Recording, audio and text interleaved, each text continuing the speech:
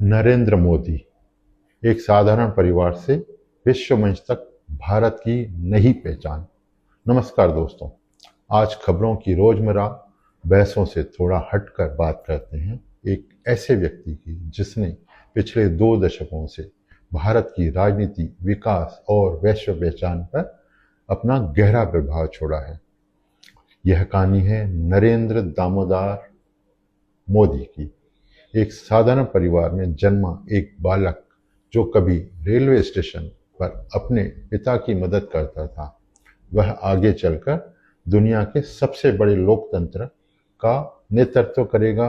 शायद किसी ने कल्पना भी नहीं की होगी, लेकिन इतिहास अक्सर उन्हीं लोगों को याद करता है जो परिस्थितियों को अपनी मंजिल बनने नहीं देते हैं।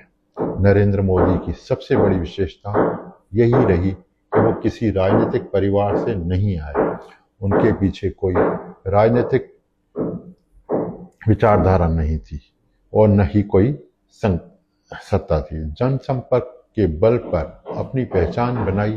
साल 2001 में गुजरात के मुख्यमंत्री बनने के बाद नरेंद्र मोदी ने विकास को अपनी राजनीति का केंद्र बनाया। गुजरात में सड़क, बिजली, पानी, उद्योग, निवेश के क्षेत्र में तेजी से काम किया। वाइब्रेंट गुजरात जैसे आयोजनों ने देश विदेश के निवेशकों का ध्यान आकर्षित किया। बंदरगाहों का विकास हुआ, औद्योगिक कॉरिडोर बने और कृषि क्षेत्रों में भी उल्लेखनीय वृद्धि दर्ज की गई। धीरे धीरे गुजरात मॉडल राष्ट्रीय चर्चा का विषय बन गया और यहीं से नरेंद्र मोदी राष्ट्रीय राजनीति के केंद्र में आ गए। साल 2014 भारतीय राजनीति का टर्निंग पॉइंट। साल 2000 के आम चुनाव केवल सत्ता परिवर्तन नहीं थे, यह वह चुनाव था जिसने स्वतंत्रता के बाद पहली बार पूर्ण बहुमत के साथ एक गैर कांग्रेसी सरकार को केंद्र में मजबूती से स्थापित किया। देश की जनता ने विकास, सुशासन और निर्णायक नेतृत्व के नाम पर नरेंद्र मोदी को अपना अभूतपूर्व जनादेश दिया और यहीं से शुरू हुआ एक राजनीतिक अध्याय। बड़े फैसले, बड़ा प्रभाव। प्रधानमंत्री के बाद नरेंद्र मोदी सरकार ने कई ऐसे निर्णय लिए जिन पर वर्षों से बहस चल रही थी। जम्मू कश्मीर से धारा 370 और 35A हटाना, 3 तलाक के खिलाफ कानून, अयोध्या में राम मंदिर निर्माण का मार्ग प्रशस्त होना, डिजिटल इंडिया और जन धन जैसी योजनाओं का विस्तार, जनता तक डायरेक्ट प्रत्यक्ष लाभ का हस्तांतरण, यही सब मोदी की उपलब्धियां रही और उनके काम करने का तरीका। इन फैसलों ने देश की राजनीतिक और प्रशासन व्यवस्था दोनों पर प्रभाव डाला। देश के सुरक्षा के मुद्दे पर बदली सोच ने नरेंद्र मोदी के कार्यकाल का एक महत्वपूर्ण राष्ट्रीय सुरक्षा भी रहा। 2016 में उरी आतंकवादी हमले के बाद भारतीय सेना द्वारा सर्जिकल स्ट्राइक, 2019 में पुलवामा हमले के बाद बालाकोट एयर स्ट्राइक ने पूरी दुनिया का ध्यान आकर्षित किया। भारत ने यह साफ संदेश दिया कि आतंकवाद के खिलाफ कार्रवाई शब्दों तक नहीं रहेगी। हाल के वर्षों में ऑपरेशन सिंदूर जैसे अभियानों ने भी दिखाया कि भारत अपनी सुरक्षा और नागरिक सम्मान के प्रति पहले से अधिक दृढ़ दृष्टिकोण अपना रहा है। समर्थकों का मानना है कि कदमों ने भारत की रणनीति छवि को मजबूत किया।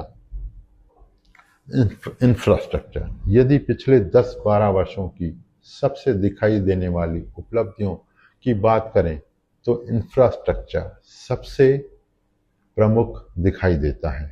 देश भर में नए एक्सप्रेस बने, हाईवे नेटवर्क का विस्तार हुआ,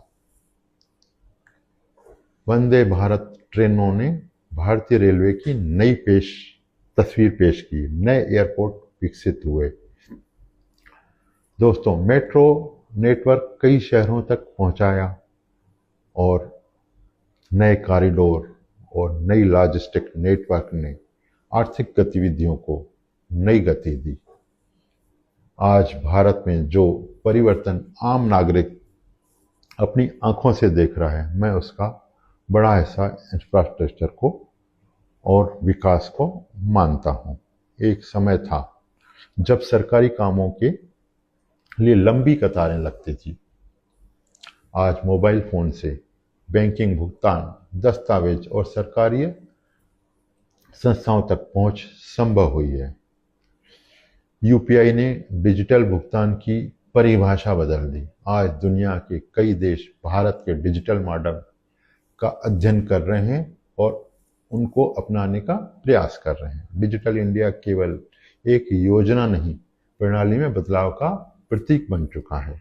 विश्व मंच पर भारत एक समय था जब भारत को केवल एक विकासशील और पुराने देश के रूप में देखा जाता था, लेकिन आज तस्वीर बदल रही है। G20 की सफल मेजबानी, वैश्विक मंचों पर भारत की मजबूती उपस्थिति पूरा विश्व देख रहा है।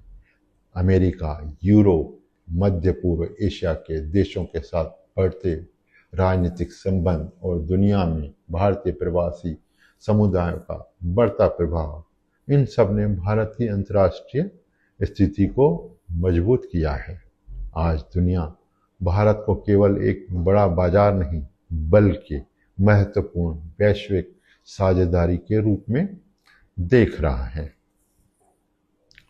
राजनीति का बदलता हुआ समीकरण, नरेंद्र मोदी के राजनीतिक प्रभाव की चर्चा कांग्रेस का उल्लेख किए बिना अधूरी रहेगी। स्वतंत्रता के बाद दशकों तक भारतीय राजनीति के केंद्र में रही देश की सबसे पुरानी पार्टी कांग्रेस लंबे समय तक राजनीति की धुरी रही, लेकिन नरेंद्र मोदी के नेतृत्व में भारतीय जनता पार्टी ने ऐसा विस्तार किया कि जिससे दशकों पुराने समीकरण बदल गए और देश की सबसे बड़ी पार्टी को हाशिए पर लाकर खड़ा कर दिया। आज देश के अधिकांश राज्यों में राजनीति का केंद्र पहले जैसा नहीं रहा।